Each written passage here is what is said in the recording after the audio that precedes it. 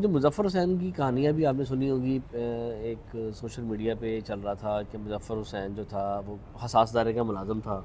मुज़फ़्फ़र हुसैन था वो एक शूटर था। मुज़फ़्फ़र हुसैन शेखपुरे का रहायशी था। ये मुख्तलिफ़ बातें चल रही थी। असल बात ये मुज़फ़्फ़र हुसैन एक मालचिया था।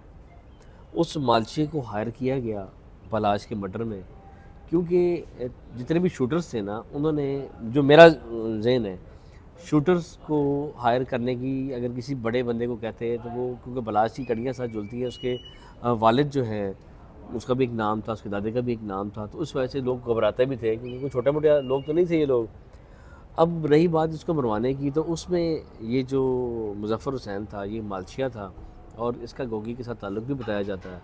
इस मालशिए ने एक अपना जो उसको इस्तेमाल किया गया, और मालशिए ने अपने दस्ती पिस्टल से उस पर अटैक किया, और वो अटैक आपने देखा था गर्दन पे हुआ था, और वही फायर जो है उसकी जान ले गया। और 30 बोर का पिस्टल इस्तेमाल हुआ था। बेसिकली वो मुज़फ़्फ़र नहीं था, वो मालशिया था। नाजरीन, आप देख रहे हैं अवाम की आवाज़, मैं हूं मज़हर अब्बास। अमीर बिलाज केस में दिन ब दिन एक नया मोड़ आ रहा है। अभी एक बड़ी अहम पेशरफ्त हुई है। मलिक आतिफ साहब, सीनियर जर्नलिस्ट, क्राइम रिपोर्टर हमारे साथ हैं, इनसे जानने की कोशिश करते हैं वो क्या अहम पेशरफ्त हुई। अस्सलाम वालेकुम सर। ये बात समझ सब। सर कैसे हैं आप? जी ठीक है खैरियत। सर, शुक्रिया आपने अपना कीमती टाइम दिया। तो सर ये बताएं कि अमीर बिलाज केस में एक जो वीगो डाला था, तो हमें उस बारे में हमें बताएं।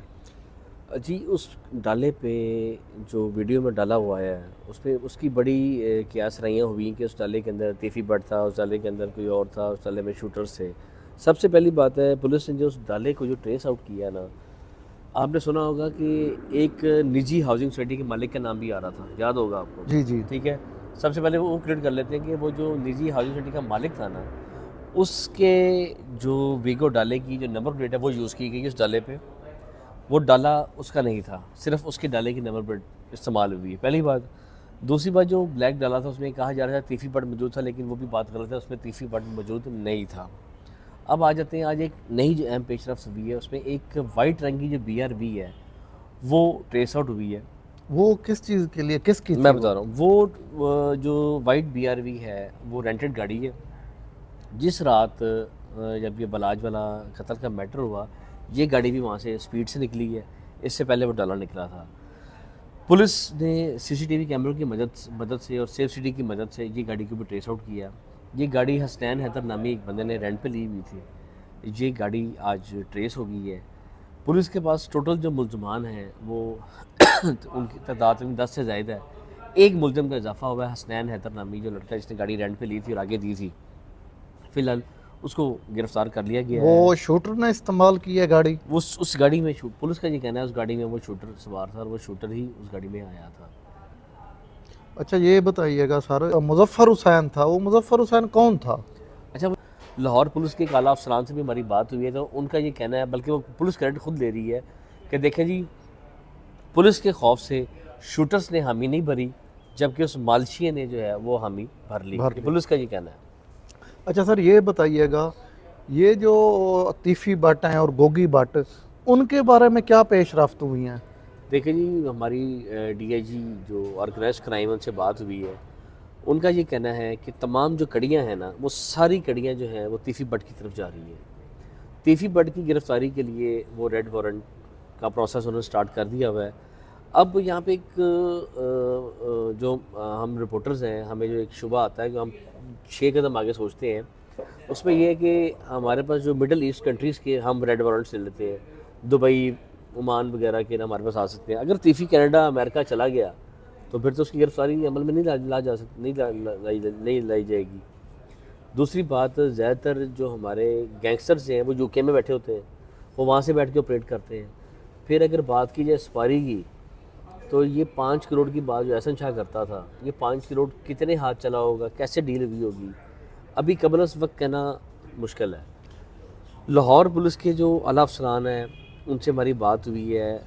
पहले SP सदर जो थे इन्वेस्टिगेशन, वो इस केस की इन्वेस्टिगेशन कर रहे थे, लेकिन लामौला क्या बात हुई, उन्होंने पर्सनल रीजंस की वजह से ये तफ्तीश से हाथ उठा लिया और एक माजरत लेटर कर ली। मदद कर ली और एक लेटर लिख के भेजा कि मैं ये तफ्तीश नहीं कर सकता। अच्छा उनके बाद ये तफ्तीश के लिए एक JIT बनाई गई है।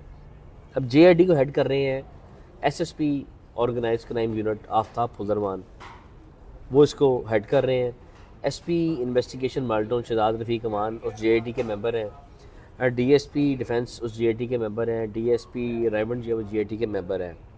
आज की तो 4 दिन सूरत हाल कि ये BRB गाड़ी ट्रेस हुई है और वो लड़का हसनैन हैदर गिरफ़्तार हुआ है।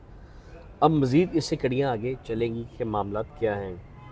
और मैं आपकी एक बात क्लियर कर दूँ, हमारी JIT के मेंबरान से बात हुई है। ये जो एहसन शाह की आप वीडियो देख रहे हैं जिसमें उसकी टेंड कर दी गई है, अच्छा ये पुलिस की तरफ से जारी नहीं हुई, बल्कि अफसरान ने तो इसका बड़ा ना वो इसका मुखालफत की, मज़ामत की है कि ये सोशल मीडिया पे हमारे बारे में गलत अफवाहें चल रही हैं। हम पुलिस अफसरान हैं, हमारा काम है तफ्तीश करना। हाँ नहीं तो नहीं है। फिर दूसरी बात ये है कि वो कह रहे थे कि एहसन शाह को मारने की बातें भी आ रही कि लाहौर पुलिस के अफसरान से डील हो गई है कि एहसन शाह को मरवा दिया जाएगा। और JIT के मेंबरान ने फिर यही कहा है कि हमने तफ्तीश करनी है, इस केस को हम इस मुल्ज़मान को हम कैफरे किरदार तक पहुँचाएँगे। अगर हमारे पे कोई अटैक करता है फिर हम उसका जवाब देंगे ना। ऐसा तो नहीं कोई पुलिस अफसर के वो उन पर कोई इल्ज़ाम लगा देगा जी इसको पार कर देना है, ऐसे नहीं हो सकता। अच्छा सर ये बताइएगा, पहले भी एक 2010 में टीपू ट्रक्का वाले का कत्ल हुआ था, यही तीफी भट्ट और गोगी भट्ट का नाम आया था, तो उस टाइम में उनकी ना कोई गिरफ्तारी हुई, ना कोई उनके ट्रायल चला, ना कुछ, वो फिर भी सर वो देखे ना जब टीपू का कत्ल हुआ तो उस वक्त जो कत्ल करने वाला खुर्रम नामी शख्स था वो गिरफ्तार हो गया। यहाँ पर वो कत्ल 10 में हुआ था और उससे 10 साल पीछे चले जाए उसका इसका हुआ था बिल्ले पर का कत्ल हुआ था। बिल्ले पर का कत्ल हनीफे वगैरह ने किया था, उसके पीछे भी आप कहेंगे गोगी का हाथ है। आगे आ जाए फिर टीपू की तरफ, अगर टीपू का मर्डर हुआ फिर कहेंगे गोगी तीफी का हाथ है। फिर आगे आ जाए ये उस नस्ल का ये तीसरा कत्ल है तो आप कहेंगे गोगी तीफी का हाथ है। यानी कि फिर आप समझ अदारे कमज़ोर है, आप कहने का मकसद ये है। मुझे तो ऐसे ही लग रहा है जो सूरत हाल नजर अदारे कमज़ोर है, अदारे कमज़ोर नहीं है लेकिन अदारों के हाथ कानून ने बांधे हुए हैं। अब देखें ना, कानून की शिक, अगर दिन को कोई चीज़ चोरी होती है उसकी शिक उसकी दफ़ा अलग है, अगर कोई चीज़ रात को चोरी होगी उसकी दफ़ा अलग है, अगर कोई किसी के साथ वारदात करने वाले 2 बंदे होंगे उनकी दफ़ा अलग है, अगर 5-6 ज़ायद बंदे होंगे उनकी दफ़ा अलग है। तो कानून ने इन जो अदारों के जो हाथ हैं ना वो बांध रखे हैं, वो SOPs के मुताबिक चलेंगे। बेसिकली पुलिस का काम है गिरफ़्तार करना, चलान करना, असल काम है अदालतों का। सज़ा जज़ा अदालतों ने देनी है, वो बरी कर दें, वो सज़ा दे दें, वो चलान कर दें, वो अदालत फांसी दे दे, उस पर पुलिस का कोई काम। अच्छा सर फिर तो यही बात आ गई, एहसन शाह एक 9 में चलान होगा, उसी में उसका प्रोसिक्यूशन में ट्रायल चलेगा, वो तो बरी हो जाएगा। फिर ये कहना कबल वक्त है कि वो 109 में होगा, क्या पता वो 302 में उसकी पूरी इन्वॉल्वमेंट हो। ये मैं बता रहा हूँ, ये कबल वक्त बातें हैं। हमने सिर्फ 109 दफा याद कर रखी नहीं है। जो सर जो कातिल था वो तो मौके पे ही मारा गया। मजर साहब हमने सिर्फ 109 दफा याद कर रखी है और लोगों को सिर्फ इतना पता है कि 109 में भुट्टो फांसी लगा था, उसके बाद 109 में कोई फांसी नहीं लगा। ठीक है, आप तारीख निकाल लें, भुट्टो 109 में फांसी लगा सिर्फ। फिर देखें सर, लियाकत अली खान को जिस बंदे ने कत्ल किया था वो भी मौके पे कत्ल हो गया था, आज तक उसका तो पता नहीं चला। बेनजीर के कत्लों का पता लगा? हाँ नहीं चला। तो फिर बात ये है, आप अदारों पे उंगली नहीं उठा सकते, जो हमारी जुडिशली है उसने फैसले करने होते हैं। हम कैसे कह सकते हैं? हम कोई कमजोरी कहाँ पे है? प्रोसिक्यूशन में है, पुलिस की तरफ से है, कहाँ पे कमजोरी हमेशा तफ्तीश में आती है। तफ्तीश में आपको रिलैक्स किया जाता है कि अगर फ़र्ज़ करें कि हाँ जी ये कत्ल ज़रूर हुआ था लेकिन फ़लाँ बंदा मौके पर नहीं था लेकिन उसकी मुशावरत ज़रूरी थी, ये लफ्ज़ आ जाएगा। फिर भी देखें ये पुलिस स्टेट है। अब मैं आपको एक बड़ा वाक़या सुनाता हूँ। डिफेंस में अफनान केस हुआ कि एक घर के 6 से 7 अफराद मर गए, वो गाड़ी वाला केस। अच्छा, उस गाड़ी वाले केस में क्या हुआ, वो एक हादसा था। अब जब वो बात सनसनी होगी, बड़े उसमें वो बात फैल गई, हाइप क्रिएट कर गई, तो उन्होंने उस हादसे को मर्डर और दहशतगर्दी में बना दिया। अब वहाँ पे दहशतगर्दी कैसे लगी? एक मसूफ हमारे DSP साहब हैं जिनको बड़ा इलामा फजल कहा जाता है, वो DSP साहब मौके पे गए हैं। उन्होंने सिर्फ वहाँ पे एक लाइन लिख दी ज़िमनी में कि जनाब जब ये हादसा हुआ तो इलाके में बड़ा खौफ और आस फैल गया था, लोग भाग गए थे, लोग डर गए थे। एक लाइन के ऊपर 780 लगी। वो बनती तो नहीं है वैसे, मैं बता तो रहा हूँ वो बनती नहीं है, 780 लगी ना। अब इसमें पुलिस ही जिम्मेदार है। पुलिस एहसन शाह को 109 में रखे, पुलिस एहसन शाह को 302 में रखे, ये तो पुलिस की है। पुलिस एक डिसिप्लिन फोर्स है।